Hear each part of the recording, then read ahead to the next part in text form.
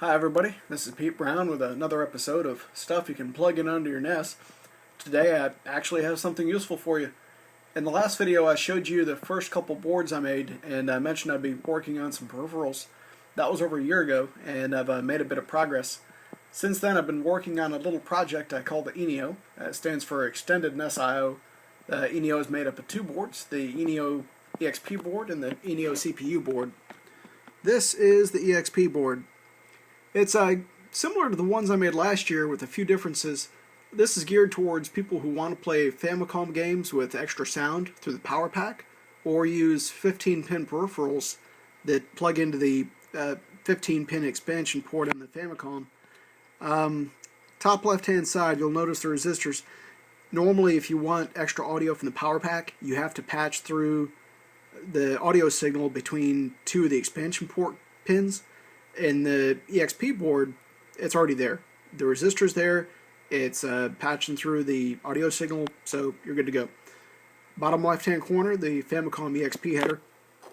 If you have a Family Basic keyboard and the Family Basic software, just plug your keyboard in here, run the ROM off Power Pack, or use the original Family Basic with a 60-72-pin connector, you're good to go.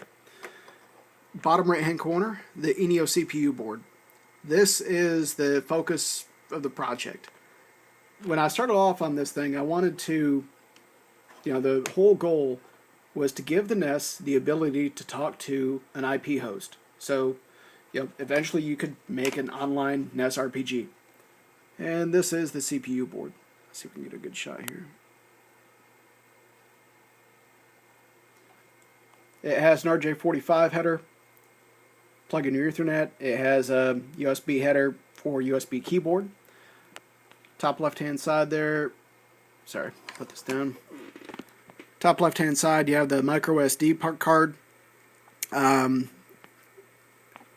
is your Xilinx CPLD. There's the PIC32. And this board is meant to act as kind of an I/O hub. It will offload the IP processing, so the NES does not have to do the heavy lifting and run an IP stack. So the NES can run the game and simply tell the ENIO what host to connect to, what port to connect to, what service to connect to, and and the ENIO does all the the CPU board does all the heavy lifting. I will definitely post another video about this and give some more technical details.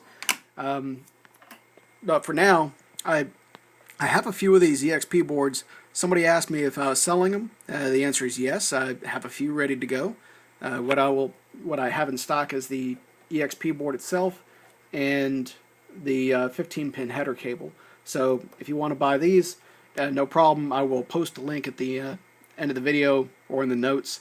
Now the CPU board, the hardware, I just validated the design a couple days ago, and I'm still working on the firmware, so this is not ready to go just yet. But the good news is it's not a one-off. I do have a couple more.